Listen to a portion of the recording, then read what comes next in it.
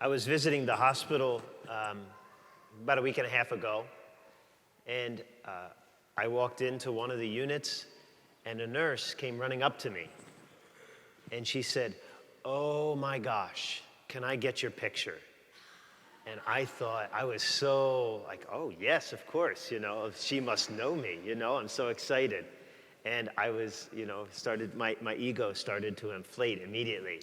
It's like, oh, I'm a celebrity, So I go and she says, "Oh, this is wonderful. This is wonderful." And I immediately just assumed it's because, well, Mr. Wonderful, And she said, I said, "Oh, thank you so much." She said, "This is the best thing." I said, "Why?" She said, "Well, it's Nurses Week, and we're doing a scavenger hunt, and chaplains are the second highest point total that you can get." So I said, okay, so, And then I said, "Well, I'm not really a chaplain here. I'm just a parish priest at Seven Sorrows." And she went, "Oh." She said, "I think I can get a couple points for that then." I was like, "Well, thank you very much." But if any of you have if any of you nurses at Hershey Med, I can get a picture with you afterwards. I think it's too late. Exactly, Andrew. Thanks very, very much, Braden. I need that. I need you in the audience, Braden, every time. So, what was I talking about? That's right. We all kind of do that when we think of the church. There's a hierarchy in the church, and we know that. But then we can assign in our heads point values. Oh, they're the most important. And maybe we think, okay, on the whole level of the church, we're least important. Well, that's not the truth at all. Everyone has different jobs. Everyone has different vocations in which they live out the life of the church, but none are more important or less important.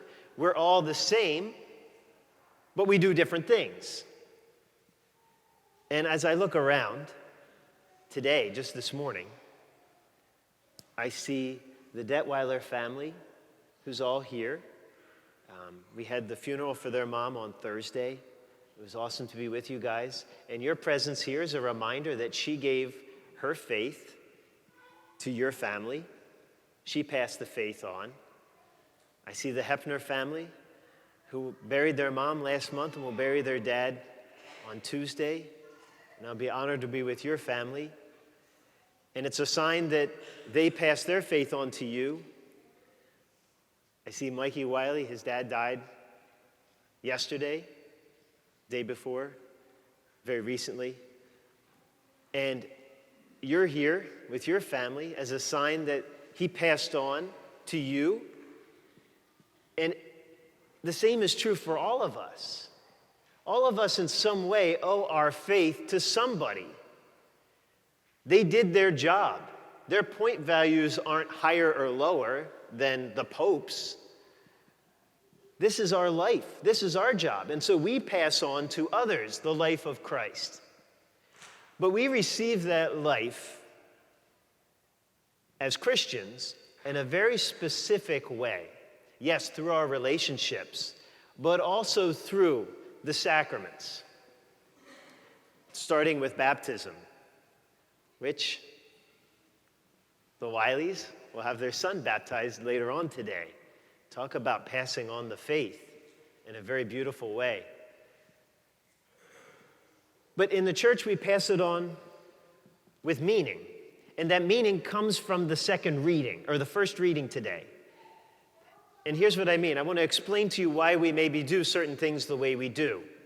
In that first reading, there's the deacon Philip, not the apostle Philip, but the deacon Philip. And he's running all over. And he must be an awesome preacher because he's running all over and everyone's like kind of jumping in the water to be baptized by him. So he's getting a lot of people to believe in Jesus Christ who had never heard about him before. This is really right after Jesus died and rose from the dead. He's going out and spreading the faith as a deacon, telling everyone, and they want to get baptized. But it says they had not yet received the Holy Spirit.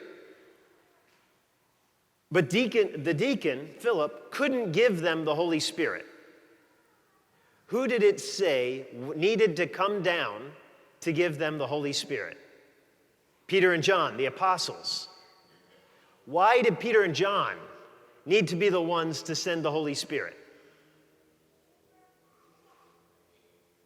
Because what? Jesus had given them the Holy Spirit. Thank you, sister. Did anyone else know that?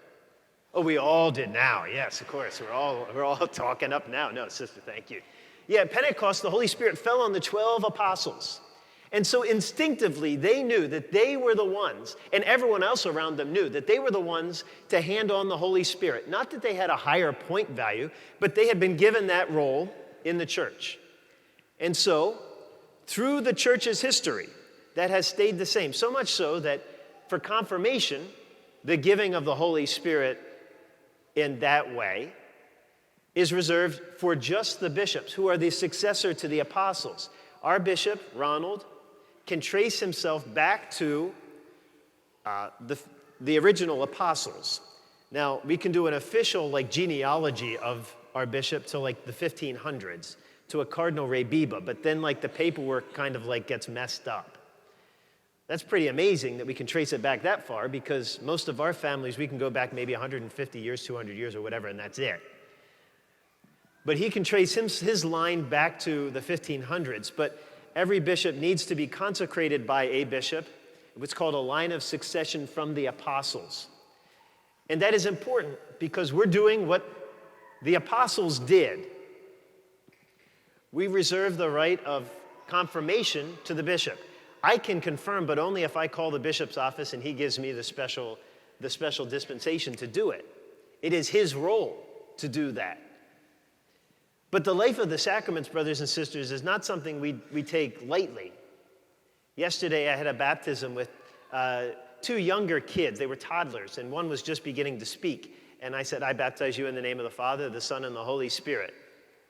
And immediately he said, that's great. Now can I get my gifts? His parents, I think, bribed him to behave until he got baptized, and then he could get his gift, which is wonderful, and I think they probably needed to do that. But that's kind of like us, too. I received the life of God. Yeah. Now let me get on with my life. But brothers and sisters, who we receive here today is the gift. Everything else kind of comes and goes. The gift we receive today, Jesus Christ, is the life that carries us and supercharges us for this life, for the next. And so we come here today for those gifts. The gifts we receive through the life of the church. Gifts that allow us to pass that faith on, not just if we're the Pope, not just if we're bishops, not just if we're a priest, not just if we're a deacon, but especially you. You are the ones who spread the faith. In your family, at work, in school, you are the ones. They won't listen to me. They will listen to you.